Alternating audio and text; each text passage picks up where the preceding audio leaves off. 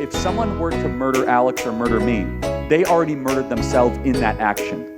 They already bestowed the punishment upon themselves. We are simply completing the task.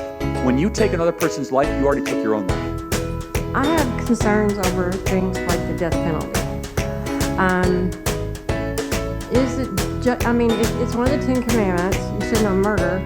So is it somehow justified because they're such a horrible criminal, or are they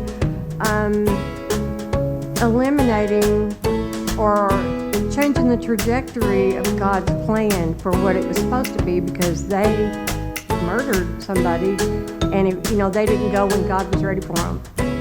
Great question. So I get the question a lot. So it does say do not murder. It does not say do not kill.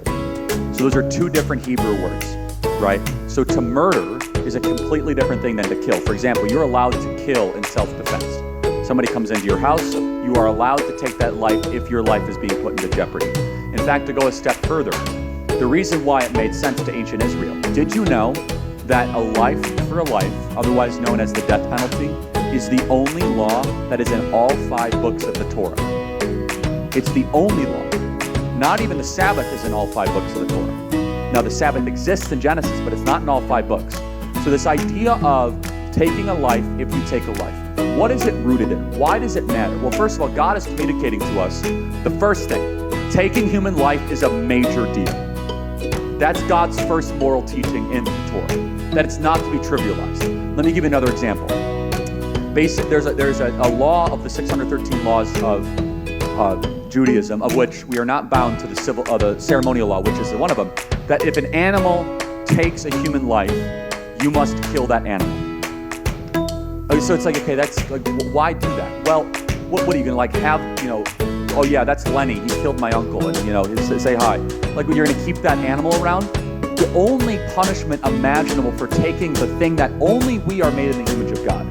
So if you take another image bearer's life, what could possibly be a just punishment for that? Well, according to the economy of God, it's that your life must also be taken. And according to scriptural theology, we are not taking that person's life. When you take another person's life, you already took your own life. I want you to think about that.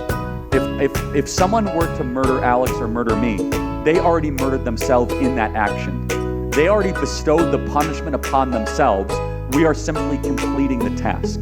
And think about it. Some people will say, but Charlie, it's not fair because of whatever sob story liberal reason. How is it, what is, and honestly, no. And I'll just close with it. I'll kind of finish with this. But you know who it's not fair to? It's not fair to the victims.